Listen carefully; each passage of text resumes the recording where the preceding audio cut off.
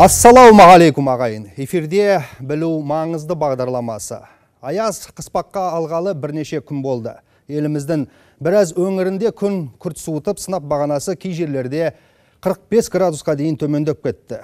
Айта кететін маңызды бір жайт. Төтенше жағдайлар комитеті мен синоптиктер сақылдаған сары аяз қаһарына мінерден бұрын елге ескерту жіберген еді.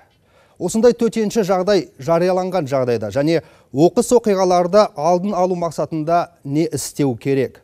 Осы және өзге де сұрақтарға студиямыздың қонағы Астана қаласы Төтенше жағдайлар департаменті бөлімінің бастығы Эльдор Райымбеков жауап беретін болады. Студиямызға қош келдіңіз. Рахмет. Құрметті көрермендер, біз тікелей эфирде жұмыс жасаудамыз. Бізбен хабарласып, бүгінгі тақырыпқа байланысты өз сұрақтарыңызды қойсаңыздар болады. Тікелей эфир телефондары экранда көрсетілген. Ал біз сюжетімізді, сұхбатымызды бастамас бұрын, ең алдымен осы ауа райы туралы әзірленген материалға зер салайық. 22 қаңтардан бастап орталық, оңтүстік шығыс және оңтүстік аймақтарда аяз күшейгені белгілі. Еліміздің солтүстік, орталық және шығыс өңірлерінде түнгі температура 40-45 градусқа, оңтүстігінде және оңтүстік шығысында 28-33 градусқа дейін төмендеді. Қазгидрометтің мәліметінше 24-29 қаңтар аралығында Алматы, Жамбыл облыстарында, 26-29 қаңтар аралығында оңтүстік Қазақстан, Қызылорда облыстарында ауа температурасы түнде 15-20, кей жерлерде 30-35 градус аязға дейін төмендеуі мүмкін. Ал Ақмола, Павлодар, Қарағанды, солтүстік Қазақстан және шығыс Қазақстан облыстарында қатты аязға байланысты дауыл ескертуі 26 қаңтарға дейін сақталады. Мінекей көргендей, осы қақаған аяздың бүгін зәрі сындауы деймін. Өйткені келе жатқанда температура 34 градусты көрсетіп тұрды.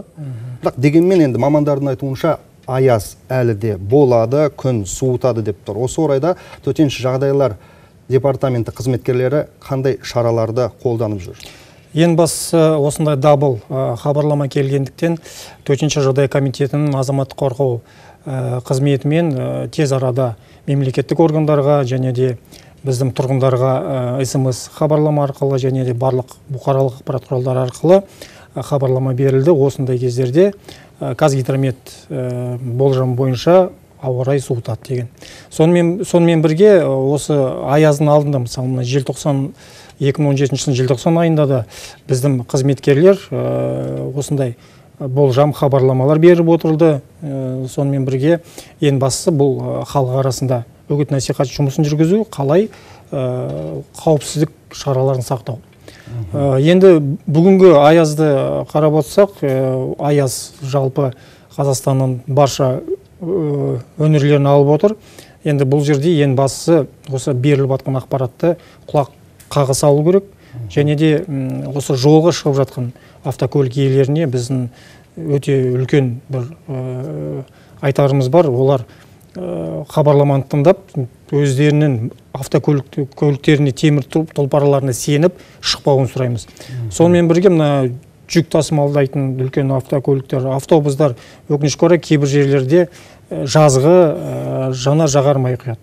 Бұл да өте қауіпті, өйткені өздеріңіз білесіздер, қатты аяз кезде жазғы жағармай автокөліктің қозғалтқышына бармай, автокөлік жол ортасына тұрып қалады. Кейбір жерлерде егер телефон байланыс болмаса, онда көмек көрсету мүлде қиын болады. Осы күндері құтқарушылар қанша адамды құтқарып қалды? Енді жалпы осы аяз кездерінде және де боран болған кездерде, мысалы Астана бойынша бізде боран кездер 149 адам құтқарылды, 56 автокөлік боран ішіне шығарылды. Мына аяз кезінде енді 1000-ға жуық адам республика бойынша біздің құтқарушылармен қауіпсіз жерлерге көшіріліп, оларға керекті медициналық және де жылы шай, сондай жағдайлар жасалынып, қазіргі кезде осы солтүстік аймақтарында жылыту пункттері орналасқан. Өздеріңіз де оны байқап көрдіңіздер. Осы пункттердің осы бір жемісін көріп отыр халық қазіргі кезде. Өйткені жолда қалған адамдардың осы жерде құтқарушы қызметкерлер сол пункттерге апарып орналастырып жатыр да, өздері де сол тыңбай жұмыс істеп жатыр. Енді бұқаралық ақпарат құралдарында да бұл туралы жазылып та айтылып жүр. Жалпы қанша бар осы пункттер? Еліміздің бүкіл трассаларында орналасқан ба осы? Негізі осы бағдарлама бойынша медициналық трассалық пункттар Қазақстан бойынша бізде 40 пункттер бар. Сол пункттер бізде біріншіден медициналық көмек, психологиялық көмек, екіншіден сол жылыту пункттеріне айналып жатыр. Сол маңайда тұрып қалған автокөліктер және де тасымалдайтын автобустар болып қалған кезде сол жерге алып келіп, оларды жылытып, сол жерге қыстық жанар жағармаймен арнайы техника келіп, жақын орналасқан мекен-жайларға апарып жеткізіп, кіргізіп, аман-есен жүргізеді. Және де автокөліктерін арнайы техникалық байқау жерлеріне апарып, оны реттеп, сонымен аяз сынғаннан кейін жолға шығаруға. Бұған дейін олар сол пункттерде орналасып, сол жерде болады дейсіз ғой? Ол жерде пункттар, ол алғашқы пункттар, содан кейін ол жерден жақын орналасқан мекен-жайға апарады. Бізде көрерменіміз бар екен, бізбен хабарласып тұрған. Қайырлы күн. Саламатсыз ба? Саламатсыз ба? Сұрағыңызды қойсаңыз болады. Мен бір осы халыққа өзімнің атынан да бір ұсыныс айтайын деп едім. Мына 112-ден хабар келіп жатыр ғой сіздерден, осы төтенше жағдайға байланысты, осы қатты аязға байланысты, мектеп оқушыларына тағы басқа деген сияқты.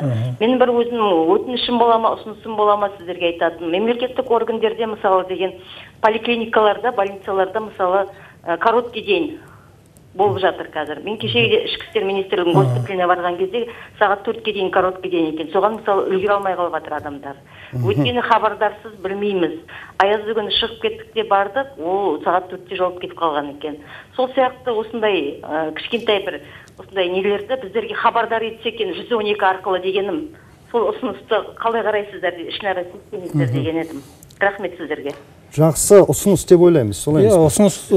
Ұсыныс ретінде оны қарастырамыз. Сонымен бірге жергілікті әкімшіліктің сайтында осындай қай мекеме осы уақытқа дейін қызметін атқарады, сол жер барлық кестесі енгізілген. Сондықтан сол сайттан да білуіңізге болады.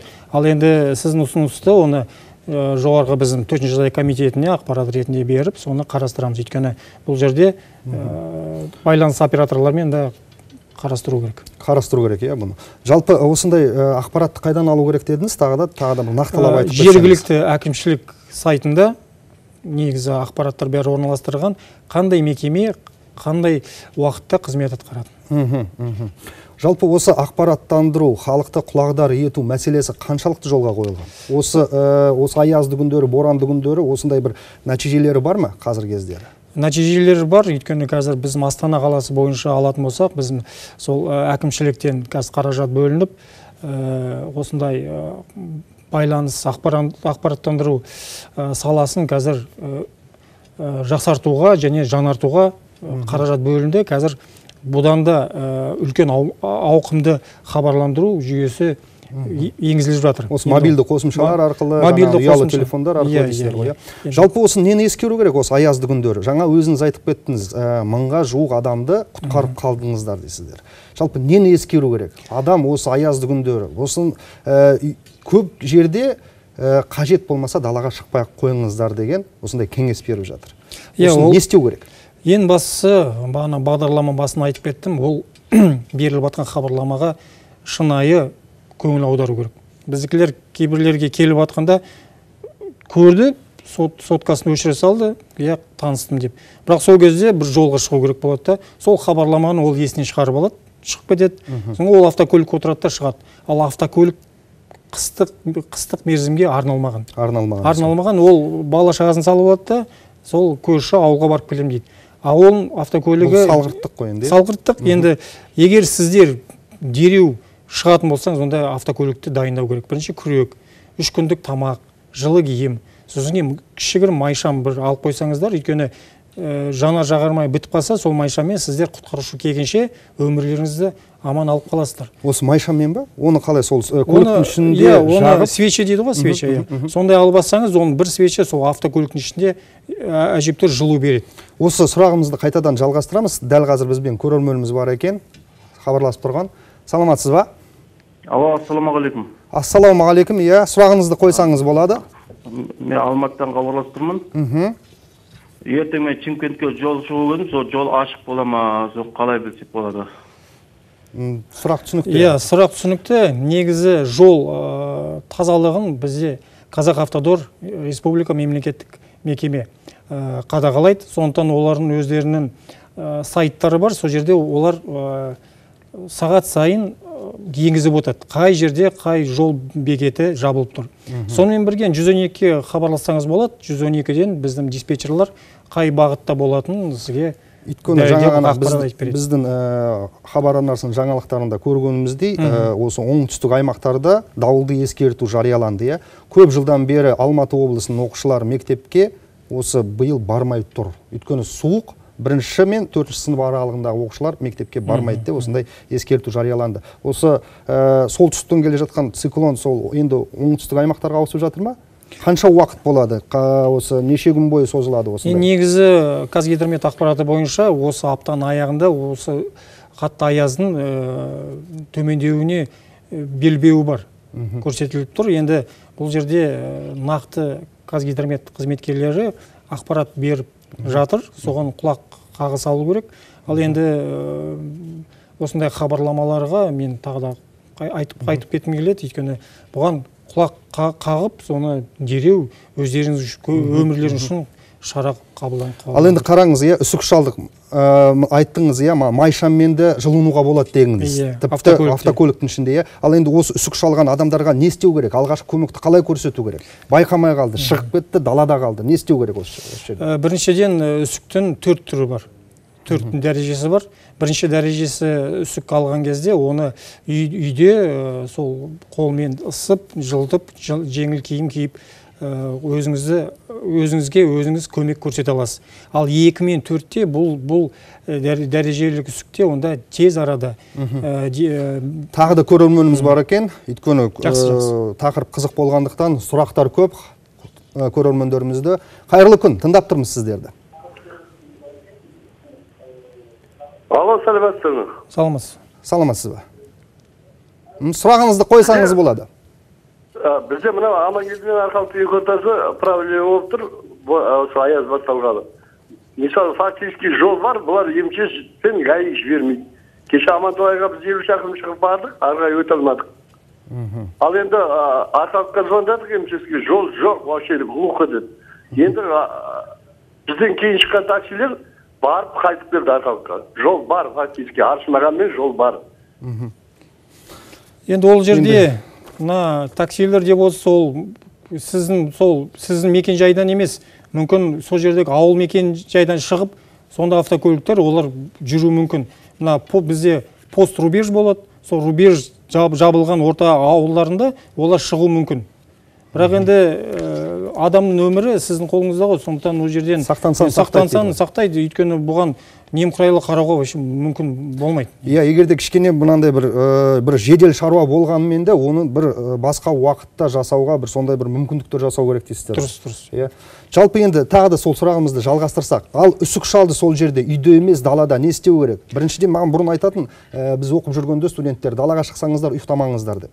Осылай далада жүріп келе жатасыңдар ма? Ұйқысат дейді ғой, сондай ма? Негізі бұл жерде қатты боран кезде және аяз кезде үйден шықпау керек. Егер сіздер автокөлікпен жолда тұрып қалдыңыздар ма, автокөліктен шығып, осы жақын арада ауыл бар деп шығуға болмайды. Өйткені жол бойы келе жатып, сіз үсік алып, және де үсік алғаннан кейін сіздің күшіңіз азаяды, сонымен сіз аязда мерт болуыңыз мүмкін. Сондықтан енді аязда егер қалып қалдыңыз ба, біріншіден енді бұл жерде жақын жердегі орналасқан мекен жайды қарастыру керек. Біріншіден, екіншіден, егер сол жерге жарақат үсік алып қалған адам болса, оны тез арада жылы бөлмеге кіргізіп, ыстық шай, сонымен бірге бағана айтып кеткен 2-ші, 4-ші дәрежелі үсік алған кезде қолмен ысқылау және де басқа май жағуға болмайды. Бұл жерде кебу киіммен орап, ол кісіні тез арада 103 қызметкерлерін шақыру керек. Бұл өзі қаланың ішінде де осы сақтық шараларды пайдаланған жөн дейсіз ғой?